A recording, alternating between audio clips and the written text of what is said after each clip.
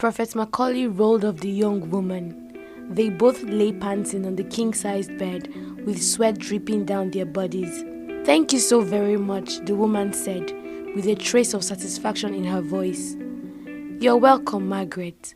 With the rites just performed, your late husband's spirit has been chased away from this house. He will no longer haunt your dreams, my dear." "Prophet, I hope you're certain he's gone for good," he replied. "Spiritualism is not an exact science. Sometimes an evil spirit leaves behind traces of itself. If you don't mind, I would like to stop by once in a while for us to..." He was interrupted by the sudden ringing of his phone. It was Kenneth, his assistant prophet at MGK Prophetic Ministry. "Hello, Kenneth," Prophet Macaulay said. As he listened to the voice on the other end of the line, he could feel Margaret's eyes lingering on his muscular body. No doubt, she was up for another round of exorcism. Something Kenneth said on the other end broke his chain of thought. "You said what?" Macaulay asked. He listened once more. A wide smile appeared on his face. "I'll be right there." It took them 9 hours of driving to get to the village of Oregon. Another 30 minutes of driving through the dirty streets got them to their final destination. "This is the house," Kenneth said, stopping the car in front of a massive gate. "Wow, he really is the wealthiest man in the community," Macaulay said, eyeing the huge mansion of the Lawansons. He turned his gaze to his partner and friend for years. "We have to get our act together. This man is paying a lot of money, even for a case like this. I hope you brought everything we need." "Yes, small stun guns to induce convulsive motions, diluted acid to serve as holy water, flares to pass for divine light, and the rest." Macaulay stared at him. "And?" Macaulay asked. "Oh yeah, chloroform crucifix in case things get out of hand." Macaulay smiled in satisfaction. He didn't really think things would get out of hand. He had done this gig before. There was no such thing as demonic possession or a haunted home, only crazy people. Nothing a good beating and electrocution couldn't solve. Thankfully, rich people like the Lawansons didn't know this. That meant more money for him. They got out of the car. Chief Michael Lawanson was a tall and dark man in his late 50s. He and his wife, who looked to be in her mid-30s, welcomed the two prophets like they were angels from heaven. Despite their attempts at an enthusiastic welcome, Macaulay could sense their nervousness. He decided to pray on it. "There is no time. I sense the presence in this home is getting stronger. On what floor are you keeping your daughter?" Mrs. Lawanson pointed directly above the living room. "She's in the room above us." The statement took Macaulay and Kenneth aback. Most times the subject could be heard screaming and thrashing about even when bound in a show of madness. But this house was quiet. Too quiet.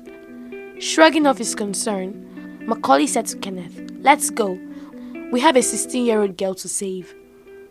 Macaulay had insisted the Lawansons wait outside the room, so he and his partner went in alone. The room was neat and tidy, but there was a strange and unpleasant smell all around it. It took them only 2 seconds to notice something was wrong. They saw her sitting on the bed as though waiting for them. She was wearing a ghostly white gown. Macaulay would have decided the whole situation was some sort of sick joke, but for the pair of eyes that stared at him in fascination, they were completely black. "Susan," Macaulay said, and he could not believe the word that came out as a question. "Susan is dead." The voice of the other girl was perfectly normal, but the tone was dark and dreadful. "Didn't they tell you? She came into my territory, the forbidden forest of Agbada. She came with a stupid female lover. I must say, it was a hard choice deciding who to have among the two beautiful ladies. The other one had a failing kidney, so my choice was made easier." She's deranged," Kenneth stammered. "She probably killed her lover in the forest, went mad with guilt," he said in a tone that betrayed his voice. They both stared at the girl sitting on the bed with an inhumane smile on her face. Something wasn't right, but then none of the two men was ready to be the first to admit it. "They've had me locked in here for weeks. I haven't been able to explore what this body can do, or what can be done to it," she said in a tone that was meant to be seductive, but only succeeded in sending shivers down their spines. It was Kenneth who broke first. "Shit, Mac. "We can't do this," he said as he ran for the door.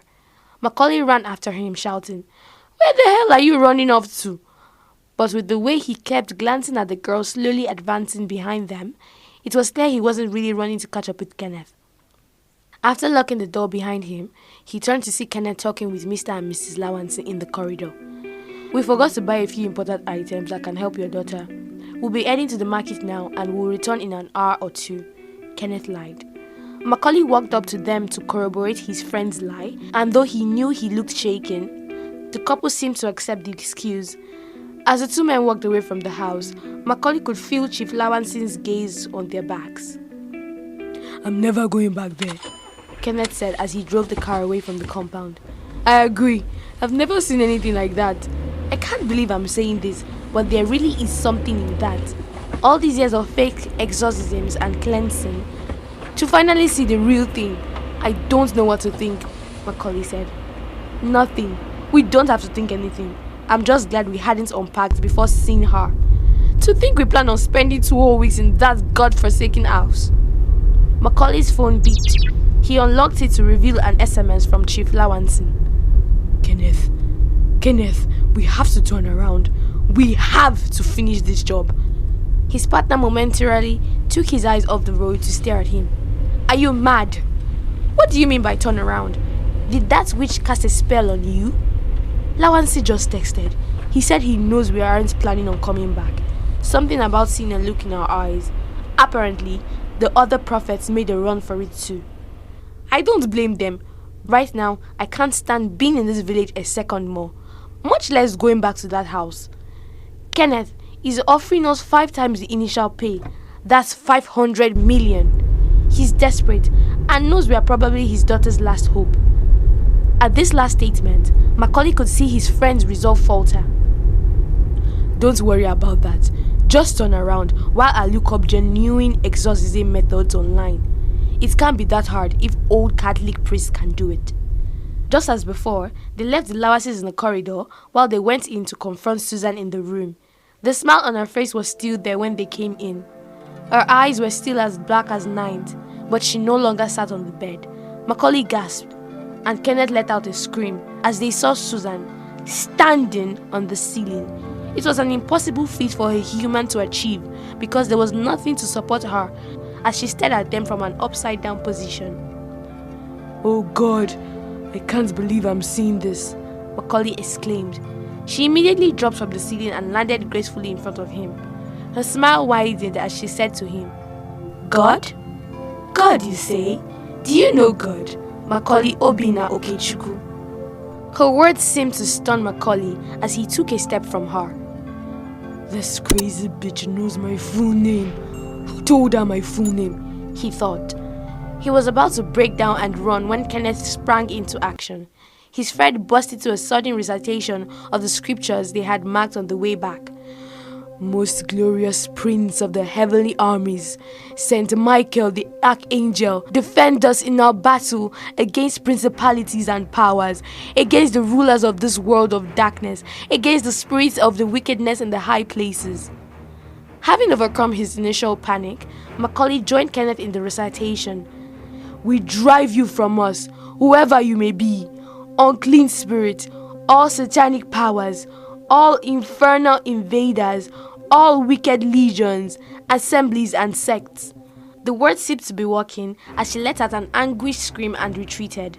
They pressed forward, gaining confidence, their voice getting louder as she fell on her knees and crawled to the foot of the bed. Their voices merged into one as they said in unison, "Ha!" she screamed, but it was in a sudden elation rather than pain. "That's where you messed up, prophets." She turned her face to look up at them. "You are not righteous men, are you?"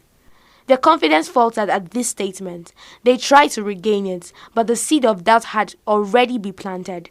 She stood on her feet and almost immediately something bizarre happened.